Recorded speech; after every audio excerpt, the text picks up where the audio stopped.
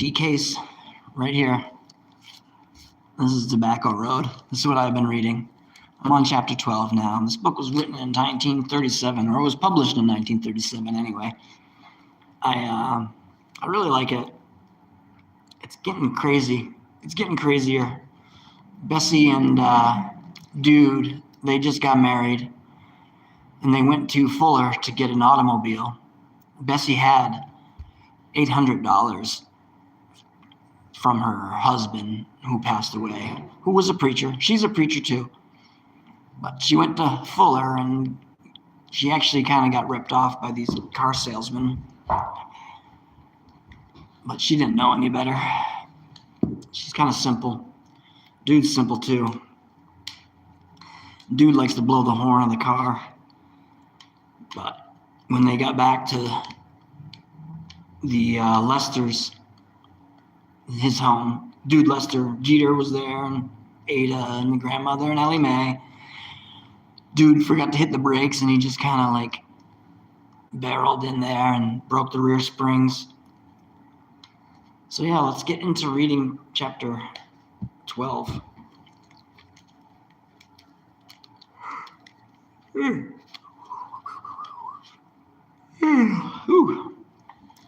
Anyway, chapter 12. When Dude looked up, he saw that the door had been opened and that Ellie Mae, Ada, and the grandmother were crowding through it. He did not know what to do, but he tried to motion them to go away. He could not see Jeter because Jeter was behind him, standing halfway up the window with his feet supported on one of the rungs of the ladder. Bessie saw Jeter, but she could not see the others. Dude heard his grandmother groan and walk away.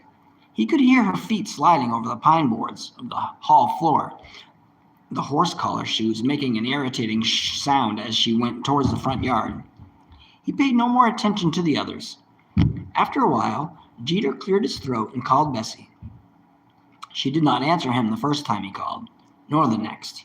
Neither she nor Dude wanted to be disturbed. When she persisted in not answering him, Jeter climbed through the window and walked across the room to the bed. He shook Dude by the collar until he turned around. Jeter, however, did not have anything to say to Dude. It was Bessie he wanted to speak to. I've been thinking just now about it, Sister Bessie, and the more I think it over in my mind, the more I convince myself that you was right about what we was discussing yesterday on the porch. What you want with me, Jeter? She asked.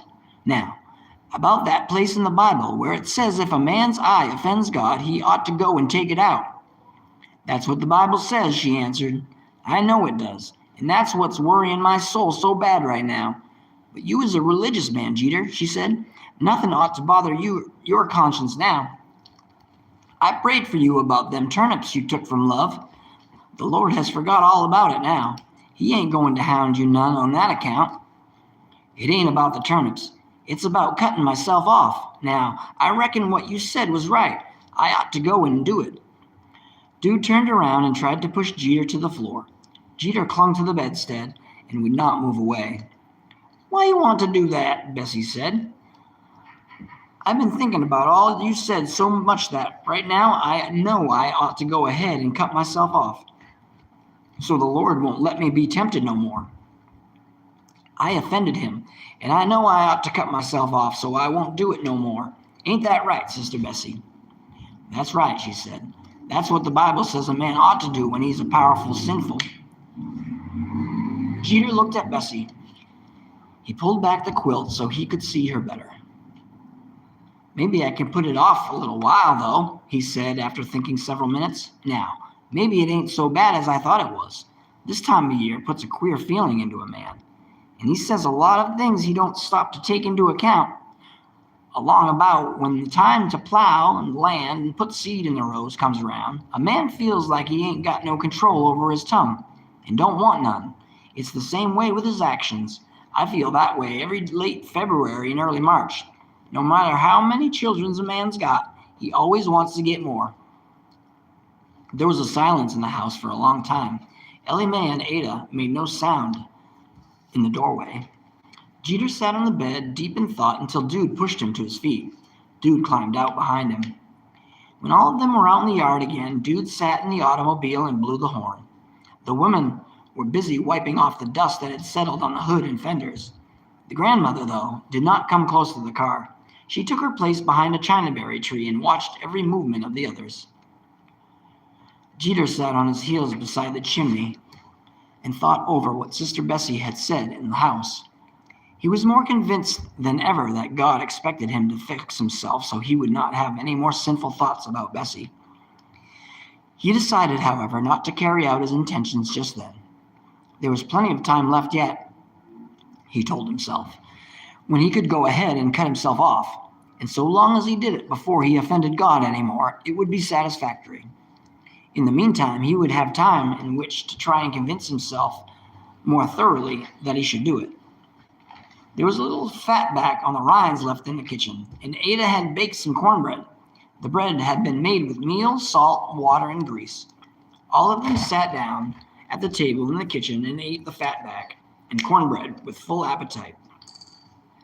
It was the first time that day that any of them had had food, and it would probably be the last.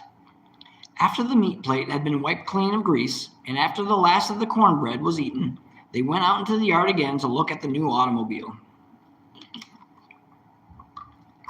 The grandmother had hidden a piece of the bread in her apron pocket, and she put it under the mattress of her bed so she would have something to eat the next day in case Jeter failed to buy some more meal and meat. Jeter wanted to take a ride right away.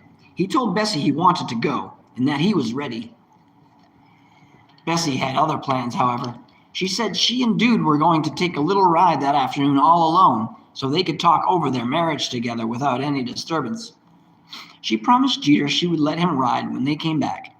She and Dude got in, and Dude drove the car out of the yard and into the tobacco road towards the state highway. Jeter thought they might be going to Augusta, but before she could ask them if they were, they had gone too far to hear him call. "That Dude is the luckiest man alive," he told Ellie Mae. "Now, ain't he?" Ellie Mae started down the road through the cloud of dust to see them leave. She heard Jeter talking to her, but she was too much interested in seeing the new car go down the road and in hearing Dude blow the horn to listen to what Jeter said. "Dude, he has got a brand new car to ride around in, and he got married all the same time," Jeter continued. "There's not many men who get all that in the same day, I tell you. The new car is a fine piece of goods to own.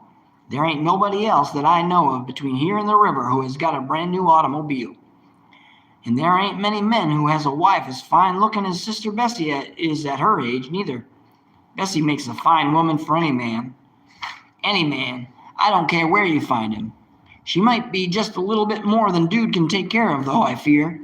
It looked to me like she requires a heap of satisfaction one way or another, for a little woman no bigger than a gal. I don't know if Dude is that kind or not, but it won't take long for Bessie to find out. Now, if it was me, there wouldn't be no question of it. I'd please Sister Bessie coming and going right from the start and keep it up clear to the end." Now Ellie Mae heard what Jeter was saying, and it interested her. She waited to hear more. "Now you, Ellie Mae, it's time you was finding yourself a man. All my other children has got married. It's your time next. It was your time a long while ago, way before Pearl and Dude got married. But I make allowances for you on account of your face. I know it's harder for you to mate up than it is for anyone else. But in this country, everybody is got to get mated up. You ought to go and find yourself a man to marry right away and not to wait no longer. It might be too late pretty soon, and you don't want that to happen. It ain't going to get you nowhere fooling around with love like you was doing, because you can't get him that way. He's already married. It's the unmarried man you got to get. There's a fine lot of boys running around that sawmill over at Big Creek. You can walk over that way someday and make them take notice of you. It ain't hard to do. Women know how to make men take notice of them, and you're old enough to know all about it at your age. Them boys at the sawmill down there at Big Creek ought to take a liking to you, in spite of the way you look in the face. When a man looks up at you from behind, he ought to want to mate up with you right then and there. That's what I heard Love say one time, and he ought to know, because he's made it up now.